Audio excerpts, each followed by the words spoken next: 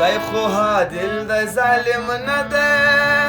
دا د ځوانۍ ګناه چې صاحب کوی دنیا ته اوس بشار وای زموږ موږ ته چې څه په لاس راځي دا د بندګي پرېږده د الله یې غواړه. یعنې په دې وخت کې د خلکو څخه زموږ څخه په خپله د زموږ هنر هېر و چې موږ هلته څه وکړو څه نه وکړو. موږ د خپل ځان سره دا ووایو چې په افغانستان کې نور هنر زموږ دپاره نه د یوه هنرمند دپاره د هر هنرمند دپاره نه دی ښه چې په افغانستان کې نور وکړو.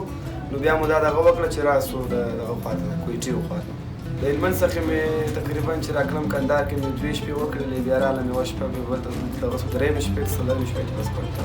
که څه کندهار کې هنرمندان وه که څه هلمند کې هنرمندان وه ټول اوس راغلي دي دې کوټه کې. موسیقي په هغه ځای کې خوند کوي چې په کوم ځای کې خوشحالي کوم ځای کې یو ښه دغه ډېر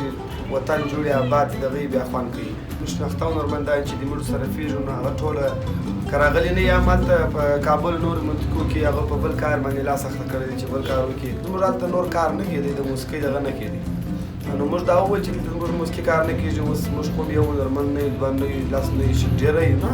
نو بیا ټول نشي کېدلی چې ځینې خلک په دې کې شته چې یو اقتصاد د خوا کمزوري کم سرمایه او شی نه لري چې دوی بل کار وکړي. خاص دغه هنر ته ناست چې موږ په دغه هنر باندې خپل یو ګوله ډوډۍ پیدا کړو. په کوم وطن کې چې یو شی د چا خوښ وي مینهوال ډېر وي نو به هغه شی ډېر سي. نو په افغانستان کې چې وه کندهار و هلمند و کابل و داسې نور ولایتونه نو په هغې کې زموږ د مینهوال ډېر وه چې په کوم خوشحالۍ و په کوم ودو و شادۍ کې موږ بوځي. نو بیا په دې خاطر سره به هنرمندان هم سره ډېر سول ګروپ به ډېر سو چې یو ځای ولاړ سي یو بل ځای ولاړ سي نو په دې خاطر بیا